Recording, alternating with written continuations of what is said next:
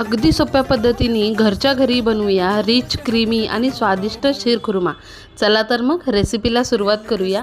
याच्यासाठी आपल्याला इथं शेवया लागणार आहेत। इथं मी बारीक भाजक्या शेवया घेतलेल्या आहेत। इथं मी घरचं तूप घेतलेलं आहे। चारोळी पिस्ता भिजवलेला नाही, बदाम काजू आणि खारीक भिजवलेली आहे, वेलचीची पावडर घेतलेली आहे, साखर घेतलेली आहे आणि केशर घेतलेला आहे।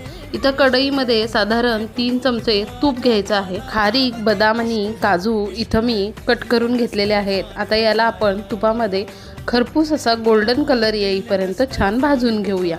आता याला साईडला काढून घेते आणि त्याच तेलामध्ये चारोळी तळून घेते।